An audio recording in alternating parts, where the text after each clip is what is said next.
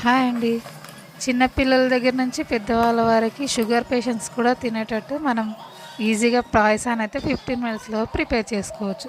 So, దానికి కావాల్సిన ingredients 3 మాత్రమే అవసరం అండి. సో, ఇవి సేమియా, సాబుదాని అండ్ పాలు, బెల్లం ఇవి ఉంటే చాలు. అలాగే దీనికి నెయ్యి. సో, సింపుల్‌గా 15 మినిట్స్‌లో మనమైతే ఈ నెయ్యిలో ఈ సేమియా అయితే బాగా ఫ్రై చేసుకొని, అలాగే డ్రై ఫ్రూట్స్ కూడా ఫ్రై చేసుకొని, పాలు చిక్కటి పాలైతే నేను ఇక్కడ 3/4 లీటర్ అయితే తీసుకున్నాను. 2 అవర్స్ నానబెట్టిన ఈ సాబుదాన్ని మరుగుతున్న ఈ పాలల్లో మనమైతే యాడ్ చేసుకోవాలి.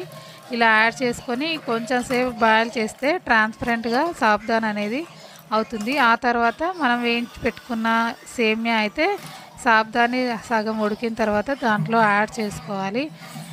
చాలా సింపుల్ అండ్ టేస్టీ అండి. నచ్చితే కనుక లైక్ చేయండి, షేర్ చేయండి, కామెంట్ చేయండి, సబ్స్క్రైబ్ చేసుకోవడం అస్సలు మర్చిపోవద్దు. బెల్ ఐకాన్ క్లిక్ చేస్తే కనుక మీకు నేను పెట్టే వీడియోస్ ఫర్దర్గా అయితే మీ ఫోన్కి అయితే వచ్చేస్తాయి. చూస్తున్నారు కదా, ఇలా బాగా ఉడుకుతున్న దాంట్లో మనమైతే మనకు ఈ స్వీట్కి సరిపడా బెల్లం అయితే యాడ్ చేసుకోవాలి.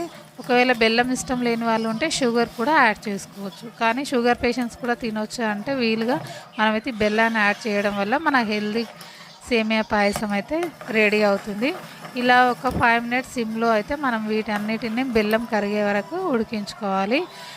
తర్వాత లాస్ట్కి మనం ఇలాచీ అయితే యాడ్ చేసుకోవాలి. స్మెల్ అనేది అదిరిపోతుంది. సో, ఇంకెందుకు ఆలస్యం అండి, ఇలాంటి 15 మినిట్స్లో మనమైతే స్వీట్ని చాలా సింపుల్గా తయారు చేసుకోవచ్చు. So, thank you for watching.